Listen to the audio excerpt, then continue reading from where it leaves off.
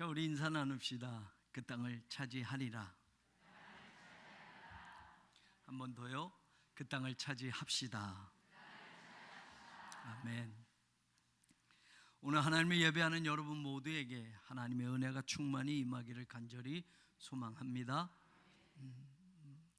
여러분, 세월이 지나가면 모든 것이 변하지요. 한 3,000년 이상 세월이 흘렀다고 하면 충분히 변할 시간이 된 것이겠죠. 3,000년 정도가 흘렀다면 말입니다. 변해도 한참 변했을 거야. 물론 세상의 것들이 변하겠죠. 근데 여러분, 3,000년이 지나도 변하지 않는 것, 이걸 저는 여러분에게 한번 소개를 하면서 지금 여러분은 어떠신지를 한번 묻고 싶어요. 지금으로부터 정확하게, 아주 정확한 건 아니지만 대략적으로라도 생각하면 한 3,040년 전입니다. 3,040년 전 다윗이 살던 시대예요. 다윗이 아직 왕이 되기 전입니다. 그런데 하나님은 이미 다윗을 왕으로 기름 부었습니다. 사무엘이 다윗을 찾아가서 하나님이 당신을 선택한 것을 확인하고, 그리고 다윗에게 왕이라고 하는, 사울의 뒤를 이어 이제 이스라엘의 왕이 된다라는 왕의 기름을 부었습니다. 그러면 이제 왕이 되는 것이지만 왕의 기름 부음을 받고 다윗은 바로 왕이 되지 못하지요. 사울의 사위도 되었고 골리앗도 죽였고 용맹스럽기가 점점 강해져서 다윗의 위상이 점점 높아져서 이스라엘 나라에서 다윗의 인기가 아주 하늘을 치솟습니다. 그랬을 때 사울 왕은 당연히 다윗에게 자기 딸을 시집 보내서 사위까지 삼았는데도 이 다윗을 죽이려고 하는 겁니다. 사위에게 물려주지 않고 아들에게 왕위를 물려주고 싶었던 겁니다. 그래서 다윗을 끊임없이 쫓아가서 죽이려고 합니다. 다윗은 도망치게 됩니다. 그 세월이 10년이 훨씬 넘었습니다. 학자들은 약 13년이라고 하는데, 도망쳐도 또 쫓아오고 도망쳐도 또 쫓아옵니다. 그래서 다윗이 라마나요시라는 당시에 사무엘 선지자가 살고 있는 곳까지 갑니다. 사무엘 선지자 품에 들어가면 조금 안심하고 안전하겠지라고 했지만 그곳까지도 사울이 수소문해서 라마나요까지 다윗을 죽이려고 쫓아옵니다. 라마나요에서도 있을 곳을 얻지 못하고 잠시 있다가 그곳에서 피신해서 도망치다가 다윗이 사울의 아들 요나단, 깊은 우정을 나눴던 요나단을 만나는 장면이 나옵니다. 그때 다윗이 이런 말을 해요. 너희 아버지 사울이 나를 죽이려고 하는데 내 인생이 지금 어떤 상황인 줄 아느냐? 나와 죽음의 사이는 한 걸음밖이다. 한 걸음밖에 남지 않았다. There is a step between me and death. 나하고 죽음의 간격이 one step, 한 걸음밖에 안 돼. 이 말은 다시 말하면 도망쳐도 사울이 자기를 죽이려고 끊임없이 쫓아오는데, 여러분, 그 걸음이 한 걸음 뒤에서 쫓아온다는 거예요. 죽음이라는 것이 내 인생에 바짝 쫓아와서 한 걸음밖에 죽음과 나 사이가 벌어져 있지 않아. 다윗이 얼마나 고통스러우면 말이에요. 여러분, 죽음이 가까이 온 겁니다. 죽음이 가까이 온 것. 다윗의 현실이 그렇습니다. 왕으로 기름 부어 세우셨다면, 하나님이 왕으로 선택하셨다면 무언가 좋은 일이 계속 돼야 되는데 사울이 자신을 죽이려고 하는 그 일이 멈춰지질 않고 13년가량, 여러분 한번 생각해 보십시오. 13년을 이것저것 다 도망쳐가도 이스라엘 땅 안엔 숨을 곳이 없었습니다. 그래서 나중엔 블레셋 땅까지 들어가지 않았습니까? 여러분, 다윗이 그런 고백을 하는 겁니다. 나와 죽음 사이는 한 걸음밖에 되지 않아.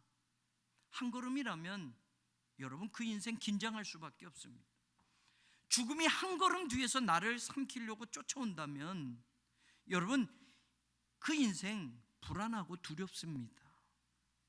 계속해서 한 걸음밖에 안 나오면 도망칠 수밖에 없습니다. 숨 한 번 크게 쉬려고 발걸음을 멈추면 제가 중학교 때 아직도 기억이 생생한데 여름방학이었어요.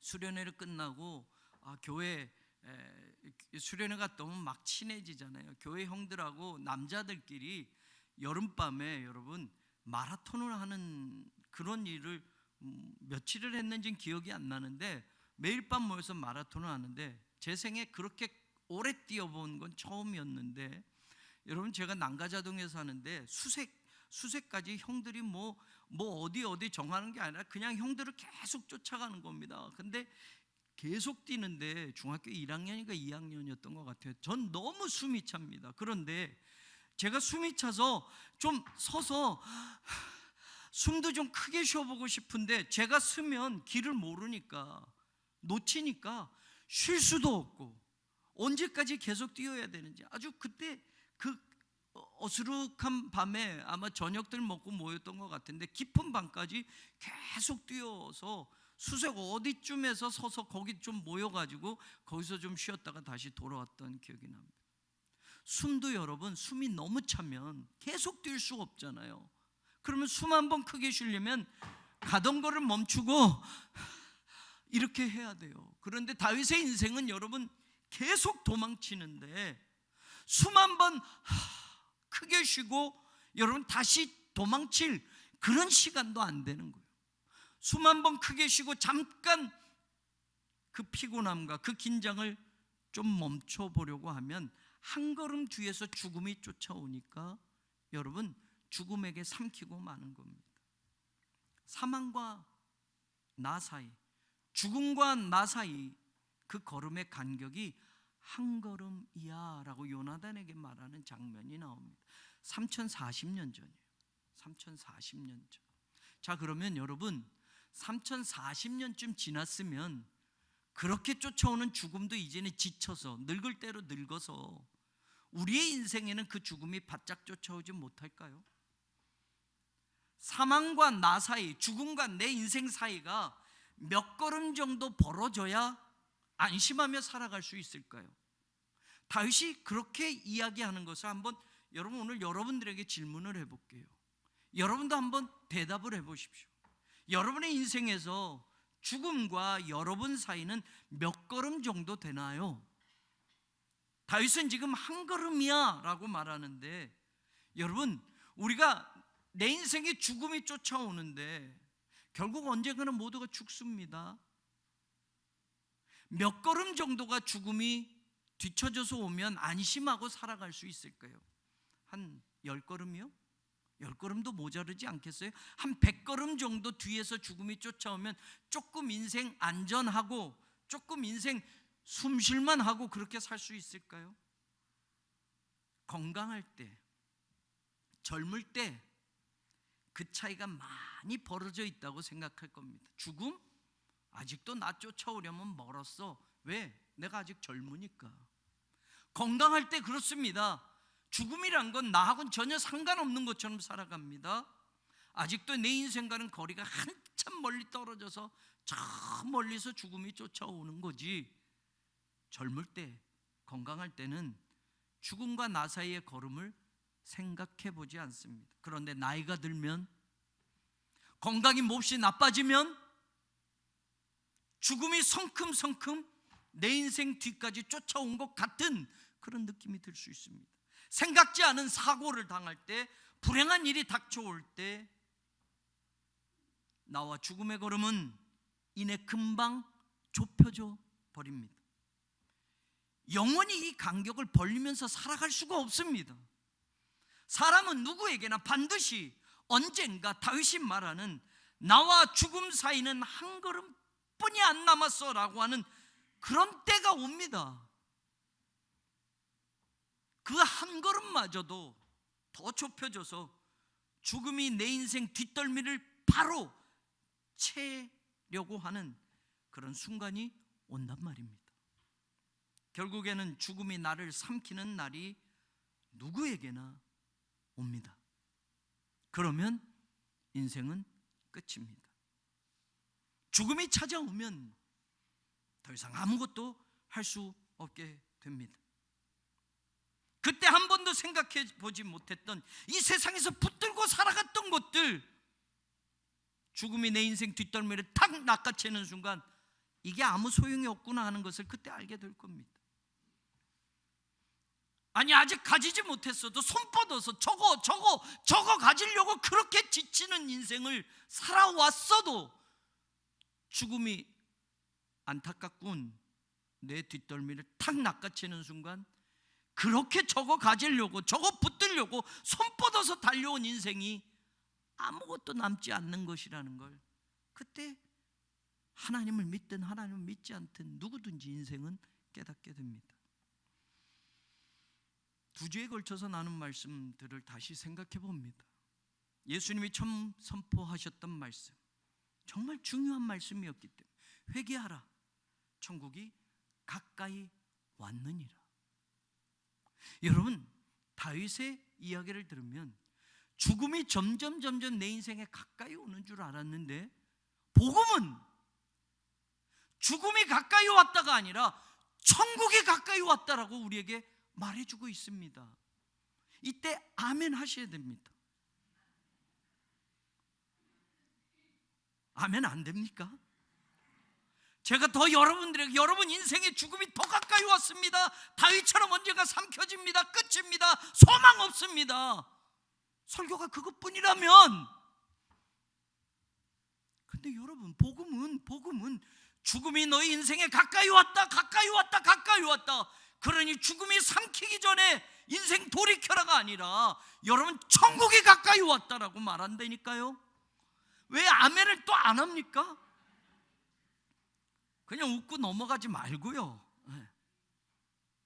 오늘 마가복음 때가 찼고 하나님의 나라가 가까이 왔으니 회개하고 마태복음에 나오지 않는 복음을 믿어라. 죽음이 한 걸음 사이로 다가오는 인생에서 오직 살 길은 여러분 지금 하고 있는 그 일이 아닙니다. 여러분 모으는 그 돈이 아닙니다. 여러분 높아지려고 하는 그 자리가 아닙니다. 죽음은 점점 내 인생 가까이 다가올 겁니다. 젊을 땐 내가 그 간격을 벌려서 더 멀리 하고 살 수는 있습니다. 건강할 때는 죽음이 쫓아와도 내가 더 빠르지롱 라고 할 수 있어요. 그런데 여러분 나이가 들게 되면, 건강을 잃어버리게 되면 그 죽음이 성큼성큼 내 뒤에 바짝 쫓아온다니까요. 죽음이 한 걸음 사이로 다윗처럼 쫓아오는 그런 인생의 순간이 있다니까요. 오직 살 길이 어디 있습니까? 다윗이 왕위에 올라가는 그 순간일까요? 아니에요. 오직 살 길은 주님의 말씀 속에 하나님의 나라가 가까이 왔다 이 말씀 속에 있는 줄로 믿습니다. 하나님의 나라에 들어가면 됩니다.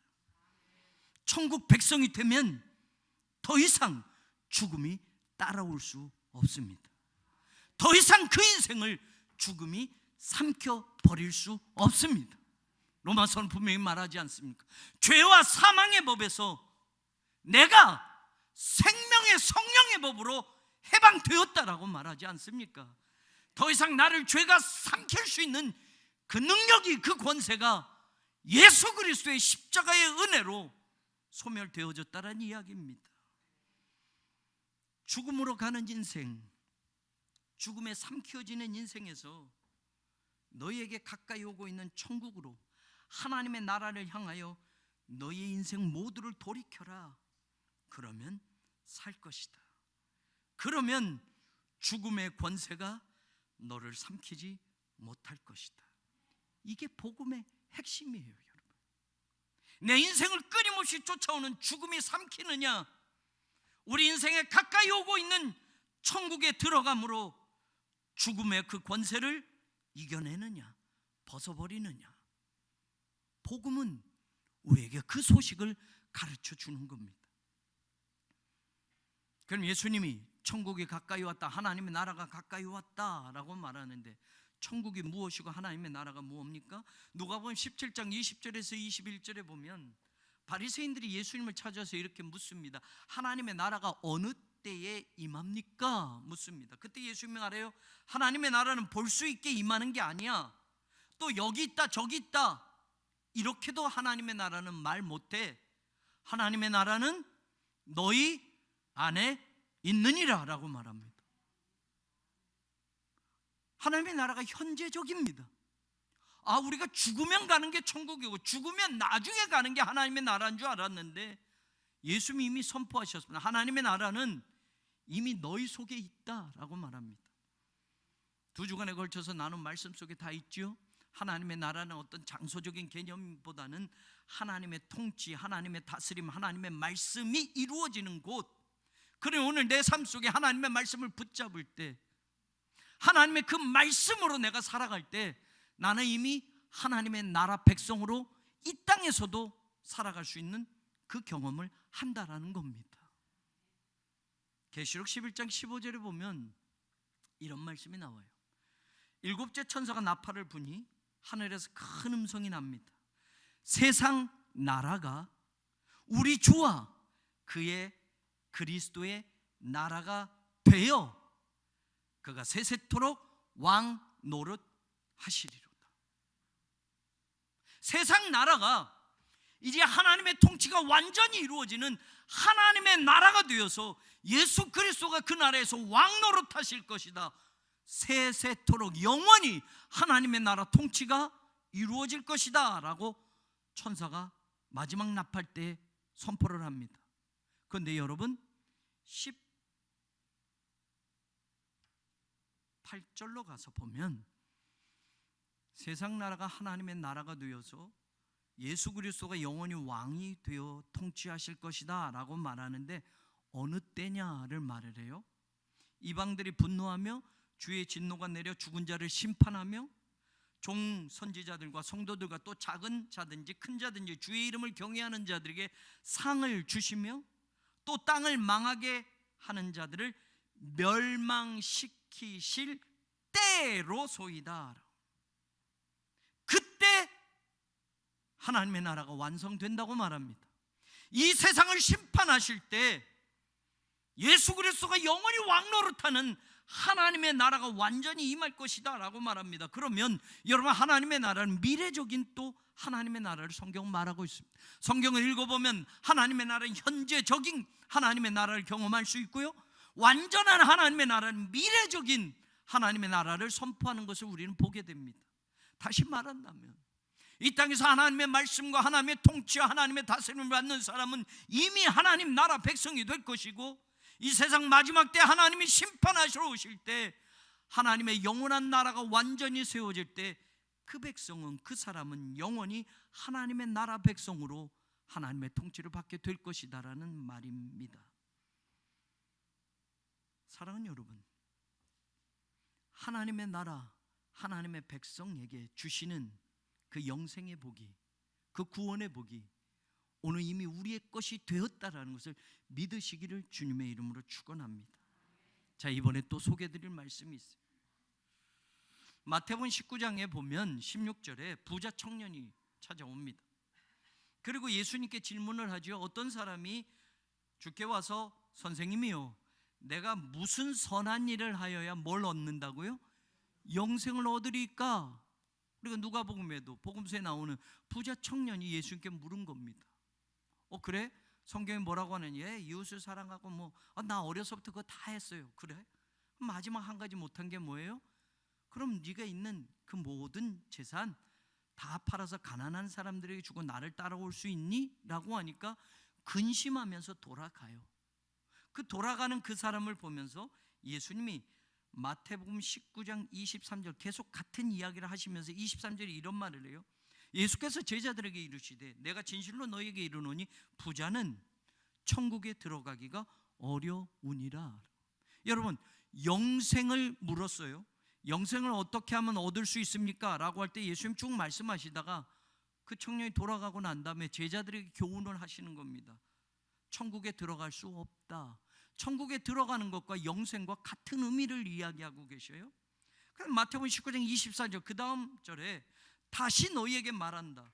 낙타가 바늘귀로 들어가는 것이 부자가 하나님의 나라, 아까는 천국, 하나님의 나라에 들어가는 것보다 쉬우니라. 여러분, 이 개념을 잘 알고 계셔야 돼.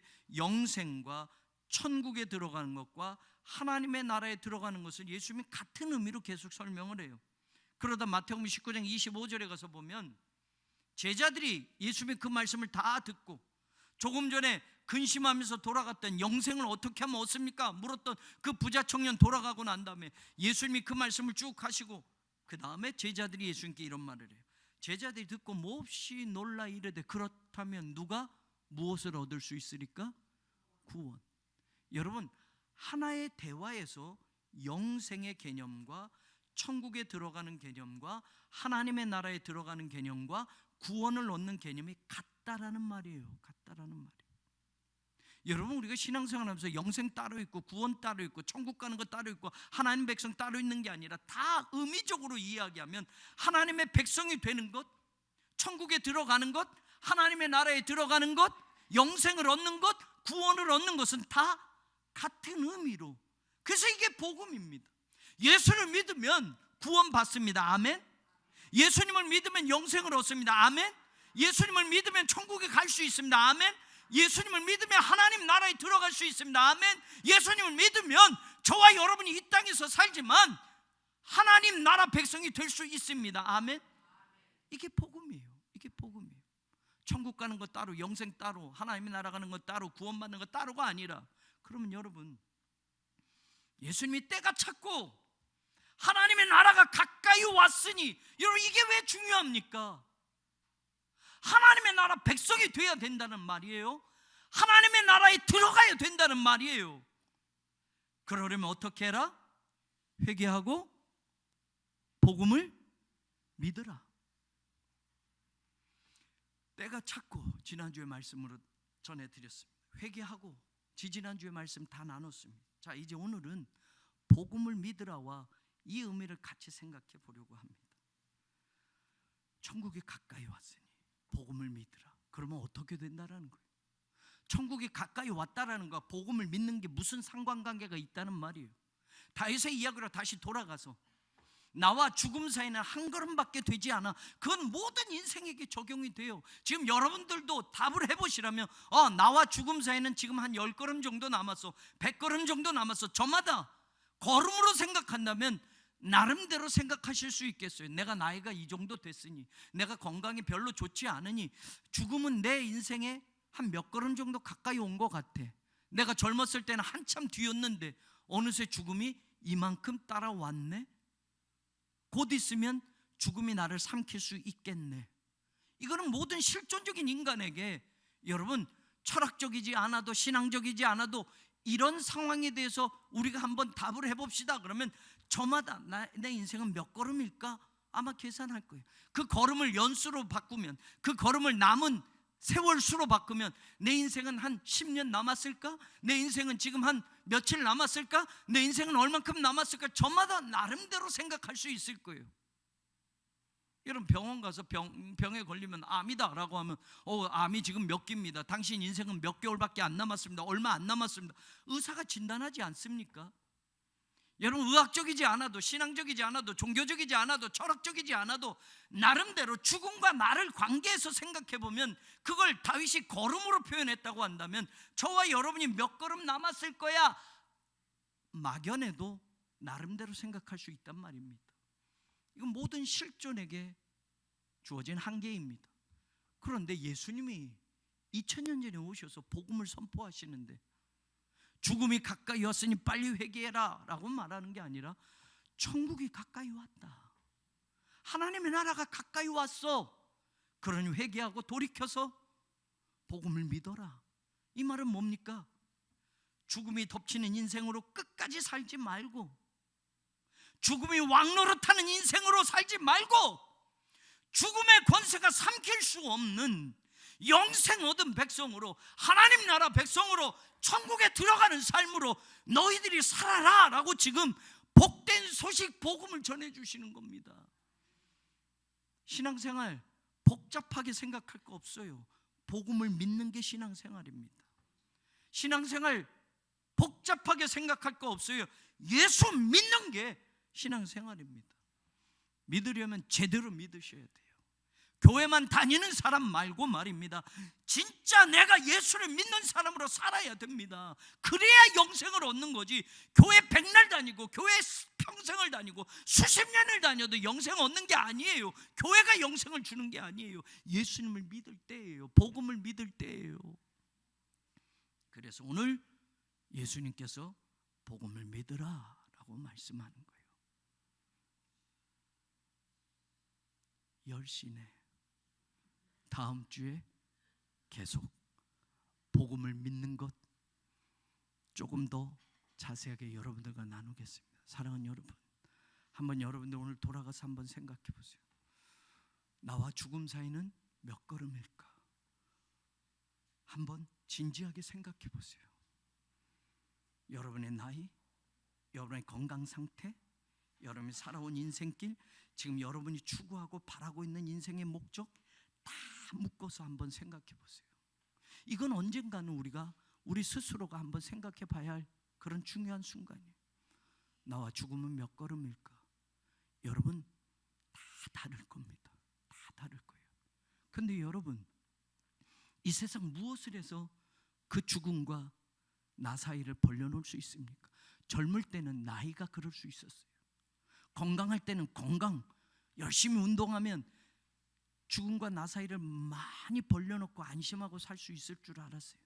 그런데 여러분, 영원히 그렇게 살 수 없어요. 도망치고 도망쳐도 끊임없이 사울이 다윗을 죽이려고 쫓아오는 그런 상황 속에서 수만 번 크게 쉬어 발걸음 한 번 멈추고 그렇게 살 시간조차도 없이 쫓겨다녔던 다윗, 여러분 그게 우리 인생이에요. 지금 여러분 돈을 벌고 있습니까? 여러분 지금 세상에서 무엇을 하려고 합니까? 그거 한다고 나와 죽음 사이를 벌려놓고 살 수 있을까요? 여러분, 가장 실존적인 문제 속에서 모든 인생은 이 문제의 해답을 찾아야 합니다. 저와 여러분은 하나님을 믿는 사람으로 우리의 신앙에서 그 해답을 찾을 수 있기를 주님의 이름으로 축원합니다.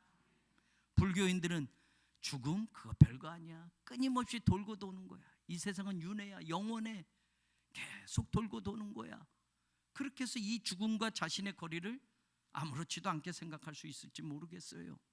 세상 사람 죽으면 모두가 다 끝나, 그냥 죽기 전에 그냥 사는 거야, 즐길 거 즐기고 남은 인생 그렇게 사는 거야, 그렇게 해서 이 죽음을 회피하고 싶어 할지는 몰라요. 근데 여러분, 성경 분명히 말합니다. 죽음의 권세가 우리를 이기지 못한다고 이야기합니다. 여러분, 그 길이 있다고 말합니다. 그럼 그 길을 가야지요. 그 길을 가는 인생이 돼야지요. 영생할 수 있다고 가르칩니다. 천국 백성이 될 수 있다고 가르칩니다. 하나님의 나라가 이 땅에 왔다고 가르칩니다. 하나님의 백성이 될 수 있다고 말합니다. 죄와 사망의 법에서 생명의 성령의 법이 너를 해방하였다고 성경은 우리에게 분명히 이 좋은 소식을, 이 복음을 전하고 있습니다. 이 복음을 진짜 믿는 사람으로 살기를 주의 이름으로 축원합니다. 저는 여러분들이 교회만 다니는 교인이 되지 않기를 원합니다. 진짜 예수 믿는 사람 되십시오. 진짜 복음을 믿고 사는 사람 되십시오. 그래서 죽음이 내 인생 뒷덜미를 잡아도 코웃음 치며 그 죽음을 비웃을 수 있는 그런 인생이 되십시오. 예수 그리스도가 계시기 때문입니다. 그분이 우리를 위해서 죽으신 그 십자가의 보혈이 있기 때문입니다. 영생의 길이 분명히 있습니다. 그 복음을 저와 여러분 믿고 하나님 나라 백성이 여기서부터 되는 그 축복이 우리 모두의 것이 되기를 주님의 이름으로 간절히 축원합니다. 성부, 성자, 성령 삼일째 하나님의 은혜와 사랑과 그 능력의 역사가 오늘 복음을 믿고 천국 백성이 되기를 원하는, 하나님 나라에 들어가기를 원하는, 영생을 소유한 하늘 백성이 되기를 원하는 사랑하는 성도들 위해 영원히 함께하여지기를 간절히 축원하옵나이다. 아멘.